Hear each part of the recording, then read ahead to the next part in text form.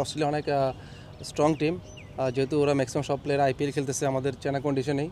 তো অনেক চ্যালেঞ্জিং একটা সিরিজ হবে, তারপর আমরা চেষ্টা থাকবো, আমরা মুখিয়ে আছি চ্যালেঞ্জটা এক্সপেক্ট করার। অবশ্যই আপনি যদি বিগত 2-3 বছর দেখেন আমাদের পেস বোলারদের সাফল্য অনস্বীকার্য। যদি এখন আপনাদের টেস্ট জয়ের ভূমিকা দেখেন, অবশ্যই পেস বোলারদের কন্ট্রিবিউশন সবচেয়ে বেশি।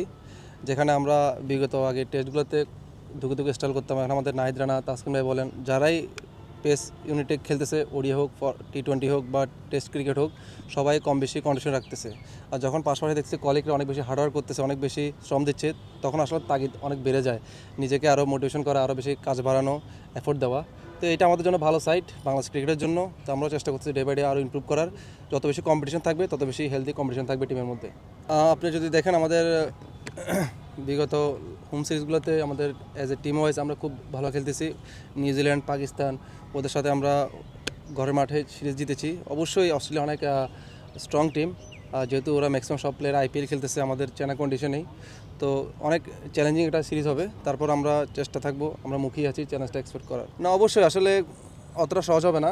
প্রথমত আমাদের টি20, যেহেতু আমি টি20 স্কোয়াডে আছি লাস্ট বেশ কিছুদিন ধরে, তো আমাদের যেহেতু খেলাটা চট্টগ্রাম হবে, কিছুটা চ্যালেঞ্জিং থাকবে। আপনারা হয়তো জানেন কিছুটা ব্যাটিং ফ্রেন্ডলি উইকেট থাকে চট্টগ্রামে। তারপর আশাবাদী আমরা ভালো কিছু করার, আর যথেষ্ট আমাদের সবাই ভালো শেপে আছে, যে ব্যাটসম্যান বলেন বা বোলার ইউনিট বলেন। তারপর ইনশাল্লাহ ভালো একটা সিরিজ অপেক্ষা হতে যাচ্ছে। না, ওভারঅল যদি দেখেন ওদের আসলে কোনো ঘাটতি আমি দেখি না। ওদের অ্যাজ এ ব্যাটিং ইউনিট বা বলিং ইউনিট যারাই আসে সবাই আসলে বেস্ট টিমটা আসতেছে আমি যতটুকু দেখেছি। তো ইনশাল্লাহ আমাদের জন্য চ্যালেঞ্জিং হবে, তারপর আমরা এই চ্যালেঞ্জটা নেওয়ার জন্য মুখিয়ে আছি।